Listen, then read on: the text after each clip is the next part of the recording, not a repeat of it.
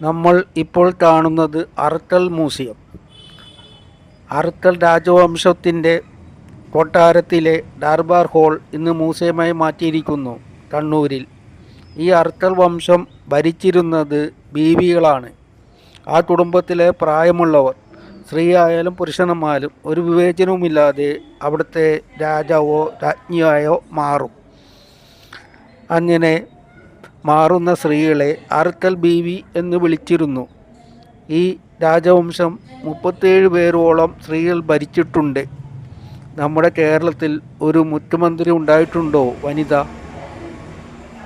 നമ്മുടെ സെൻട്രൽ ഗവൺമെൻറ്റിൽ കേരളത്തിൽ നിന്ന് ഒരു വനിത മന്ത്രി പ്രതിനിധീകരിച്ചിട്ടുണ്ടോ? ഉണ്ടായിരിക്കില്ല. എന്നാലും കേരളം ഭരിച്ചിരുന്ന സ്ത്രീകൾ ഉണ്ടായിരുന്നു. അത് നമുക്ക് ഒരു അഭിമാനമല്ലേ? അതും ഇന്ന് ന്യൂനപക്ഷമായി കാണുന്ന മുസ്ലിം സമുദായത്തിൽ നിന്ന് വേറെയും രാജ്ഞികളുണ്ടായിരുന്നു. അവരിൽ മറക്കാൻ പാടില്ലാത്ത ഒരു പേരാണ് ഗംഗാധര ലക്ഷ്മി. അവരെ കൊച്ചിയിലെ രാജ്ഞിയായി പോർട്ടുഗീസുകാരാണ് നിയമിച്ചത്. തിരുവനന്തപുരത്ത് ചെന്നാൽ അവിടെയുമുണ്ട് ശ്രീരാജ്ഞികൾ. അവരെ നമുക്ക് മറക്കാൻ പറ്റിയില്ലല്ലോ. സോതി തിരുനാൾ രാമവർമ്മക്ക് പ്രായപൂർത്തിയാവുന്നതുവരെ രാജ്യം ഭരിച്ചിരുന്നത് ലക്ഷ്മിബായി തമ്പുരാട്ടിയാണ്. അതുപോലെ ആറ്റിങ്ങൽ രാജ്ഞിയെയും ഒരിക്കലും മറക്കാൻ പറ്റില്ല. അത് ഭരിച്ചിരുന്നത് ഉമ്മയമ്മ റാണിയാണ്.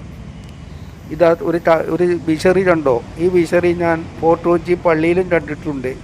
അന്നത്തെ ഫാനാണ്. ഇത് വീശാൻ ജോലിക്കാരുണ്ടായിരുന്നു. കയറ് കെട്ടി അങ്ങോട്ടും ഇങ്ങോട്ടും വലിക്കുമ്പോൾ കാറ്റ് കിട്ടുമല്ലോ.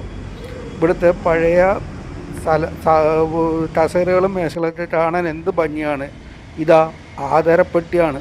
ഇതിനകത്താണ് അവരുടെ ആധാരങ്ങൾ സൂക്ഷിച്ചിരുന്നത്. അങ്ങനത്തെ 3 പെട്ടികൾ. ഇവിടെ സാധനങ്ങൾ വളരെ കുറവാണ്, എന്നിരുന്നാലും നല്ല ആകർഷണമായി സൂക്ഷിച്ചിരിക്കുന്നു. നമുക്കെല്ലാം നടന്ന് കാണാം. എല്ലാം മരത്തിലാണ് കെട്ടിടം പണിതിരിക്കുന്നത്. ചുമർ മാത്രമേ കല്ലിലുള്ളൂ. മോളാണെങ്കിലും താഴെയാണെങ്കിലും മരം. ഇവിടെ ആൾക്കാർ വരുന്നുണ്ട്. ഇതിന് തൊട്ടടുത്താണ് ഒരു മുസ്ലിം പള്ളി. ആ മുസ്ലിം പള്ളിയും ഞാൻ അവസാനം കാണിക്കുന്നുണ്ട്. ആ മുസ്ലിം പള്ളിയിൽ കാല് കഴുകാൻ വെള്ളം വെക്കുന്ന പരിപാടി അല്ല ഉള്ളത്. കുളം തന്നെയാണ്.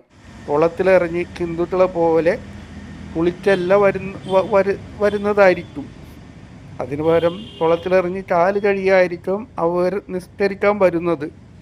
പക്ഷേ ആ കുളം ഇപ്പോഴും വെള്ളത്തിൽ നിൽക്കുന്നത് കാണാൻ നല്ല ഭംഗിയുണ്ട്. ഇതാ ഇവിടുത്തെ ഫർണിച്ചറുകൾ കാണൂ. ഈ കൊട്ടാരത്തിൻ്റെ ഒരു ഭാഗം മാത്രമേ ഇപ്പോൾ നിലനിൽപ്പുള്ളൂ. ബാക്കിയെല്ലാം പൊളിഞ്ഞു പോയിന്ന് തോന്നുന്നു. ഈ മ്യൂസിയം ഇപ്പോഴും അറക്കൽ റോയൽ ട്രസ്റ്റിൻ്റെ പേരിലാണ്. അവിടെ നിന്ന് കിട്ടുന്ന വരുമാനം എന്തുണ്ടാകാനാണ്? അതിനു പുറമെ ഈ ആൾക്കാർ കാണാൻ വരുന്ന ഫീസ് വളരെ കുറവല്ലേ? സെൻട്രൽ ഗവൺമെൻറ്റും കേരള സർക്കാരും എന്തെങ്കിലും കൊടുക്കുന്നുണ്ടാവും റോയൽറ്റി ഇത് നിലനിർത്താൻ. ഇവിടെ വളരെയധികം പടങ്ങൾ വരച്ചു വച്ചിട്ടുണ്ട്. അത് കൊച്ചിയെ പറ്റിയാണെങ്കിലും തിരുവനന്തപുരത്തെ പറ്റിയാണെങ്കിലും കാണാൻ നല്ല ഭംഗിയുമുണ്ട്, അറിവുകളും വരും. കൊച്ചിയിലെ പല ഡച്ചുകാരുടെ പാലസുകളും ഈ പടങ്ങളിൽ കാണാൻ കഴിഞ്ഞു. ഇതാ മ്യൂസിയത്തിൻ്റെ മുൻഭാഗം. ഈ കെട്ടിടം തന്നെ കണ്ടതറിയാലോ, അതിൻ്റെ പഴമ. ഇതിൻ്റെ പുറകിലാണ് ഞാൻ പറഞ്ഞ മുസ്ലിം പള്ളി.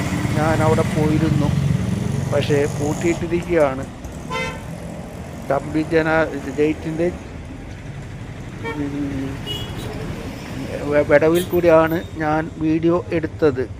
നിങ്ങൾ പോകണം, അറക്കൽ ഫാമിലിയെ അറിയണം, അവിടുത്തെ കാഴ്ചകളും കാണണം. ഇതിന് ശേഷം ഞാൻ 2 മുസ്ലിം പള്ളികൾ കണ്ടു. അതിമനോഹരമായ മുസ്ലിം പള്ളികൾ. അതിൻ്റെ വീഡിയോ അടുത്തതിൽ വരും. അന്ന് പരിചയപ്പെട്ടവരെ പറ്റിയും ഞാൻ പറയുന്നതാണ്. നിങ്ങളെല്ലാവരും എൻ്റെ യൂട്യൂബ് ചാനൽ സബ്സ്ക്രൈബ് ചെയ്യണം, ലൈക്കും ചെയ്യണം, കമൻറ്റും ചെയ്യണം. എൻ്റെ യൂട്യൂബ് ചാനൽ നിങ്ങൾ വന്നാലേ എനിക്ക് പിടിച്ചു നിൽക്കാനാവും. എൻ്റെ ചാനലിൻ്റെ പേര് ഷെല്ലി MF. ഇവിടത്തേക്ക് ബസ് വരുന്നുണ്ട്. ആശുപത്രി ബസ് എന്ന് പറഞ്ഞ് ബസ്സിൽ കയറിയാൽ മതി, എന്നാൽ നമുക്ക് ഇവിടെ എത്താൻ പറ്റും. ഇതിൻ്റെ തൊട്ട് മുമ്പിൽ തന്നെയാണ് കണ്ണൂർ ഫിഷിംഗ് ഹാർബർ. ഞാനും അവിടെ പോയിരുന്നു. അതും അടുത്ത വീഡിയോയിൽ നിങ്ങൾക്ക് കാണാം. എൻ്റെ ചാനലിൻ്റെ പേര് ഷെല്ലി MF.